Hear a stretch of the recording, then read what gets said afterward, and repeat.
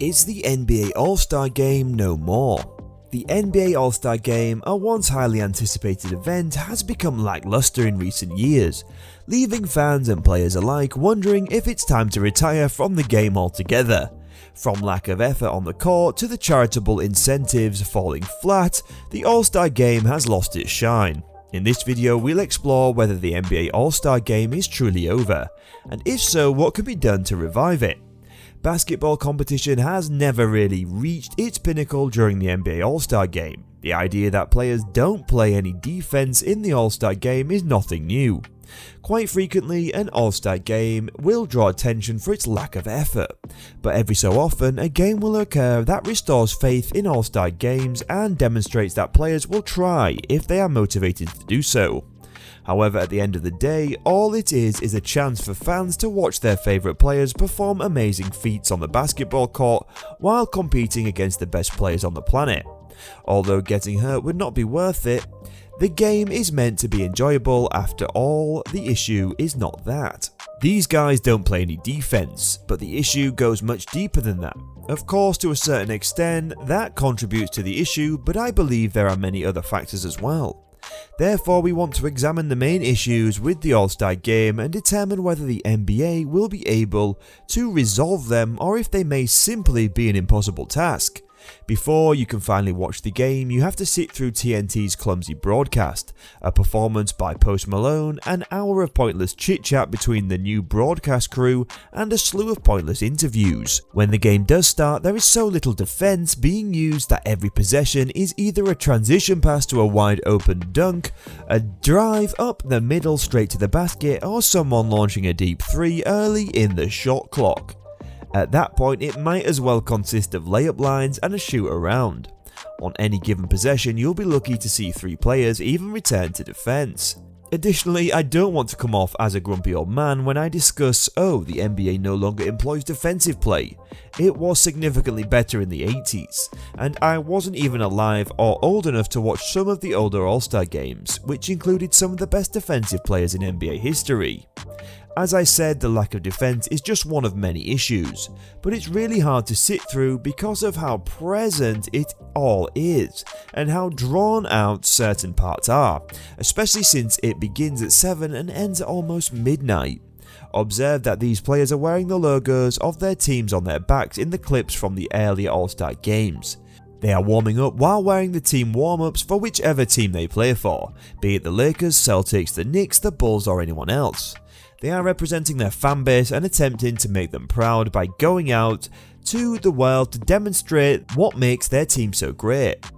Players now represent Team Giannis, Team LeBron, Team KD or whoever the season's team captain is. These warm-ups are the only thing they are donning. Although the jacket may have a small team logo, it just seems so uninteresting. Instead of emphasizing the team component of the game, the NBA has been more and more player-centric. As a result, teams are now less important and players are now given more attention. Nowadays, NBA supporters simply follow players to whichever team they end up joining because they have less of an emotional connection to the teams than they do the players, due to the lack of genuine rivalries like there were in the 1990s. The game has been robbed of any real investment. The All-Star Game used to be a chance to stoke and promote these rivalries because it provided the best players in the world with a platform to compete against one another and argue why their team is superior to that of the opposing player's team. The fan base's support for their teams was fueled by these kinds of insignificant incidents that helped to foster healthy rivalries and bad blood. The presentation for the All-Star Game was overly drawn out and pointless, and the team should have been chosen a week or more in advance of the game. The concert before the game should have been limited to a reasonable amount of time, and the broadcast was constantly making mistakes. The final thing to keep in mind is that we are there to watch the game, not all of the extras that go along with it. Just about every year, as I mentioned, people lament the All-Star Game's lack of defense. I understand that watching zero defense during a basketball game isn't always enjoyable, but to me both the lack of defense and offense were equally boring. It's one thing to get past the defense and into an empty lane so you can execute a spectacular dunk, contest dunk. Last night, John Morant performed that a few times, and it was incredibly fun. But it's another thing to move into a lane with plenty of open space before simply putting up a layup. In a recent interview, Anthony Edwards encapsulated the problem of load management and the amount of time players were losing. He claimed that he takes pride in making an effort to play every game because he dislikes sitting around and missing out on them. The All-Star Game is one of the most watched events during an NBA season, and if the play is bad, viewers will tune out and never watch NBA games again, he continued. This type of play won't help the game grow and spread the league's popularity, he added. Due to Kyle Lowry drawing charges, chasing down blocks, and everyone feeling invested in the game, the All-Star Game in 2020 had one of the most thrilling finishes ever. But since then, there have been a few underwhelming All-Star Games, which have infuriated players and coaches due to the lack of effort. Kyrie Irving and Jaylen Brown both said they believe there is a platform, and Western Conference All-Stars coach Michael Malone called it the worst basketball game he's ever seen. The feeling does have some validity, but how can it be changed? There isn't much, in all honesty. I think it's great that NBA has made an effort to motivate it with charitable components, and they should donate as much money as they can to charity. But in the end, those charities will receive money regardless of who prevails and regardless of the amount of effort put forth. If that's the case, then why would that motivate the players to try harder or less hard? There seems to be a few options available. The winning conference receives a home court advantage in the finals, so it has some resemblance to a home court advantage. Add a financial incentives where you earn X dollars for exceeding a certain threshold.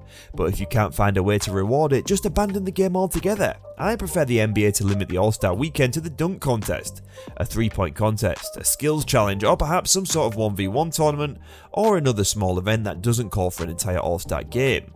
Why even put the All-Star game out there if it's not going to be a good product? It is a poor reflection of the NBA, it does a poor job of boosting the popularity of the fans and the league. So why even do it if that's the case? Although I understand the tradition, there's no need to waste anyone's time if the players don't want to participate and the fans don't enjoy watching. Are there any suggestions you guys have for how the NBA could improve the All-Star Game? Do you think they are even able to do anything? Do you believe that the All-Star Game should simply be cancelled? Please let me know in the comment section below, and be sure to subscribe and leave a like on the video. If you like this video and want to see more content like it, we will meet again soon in our next video. Until then, peace.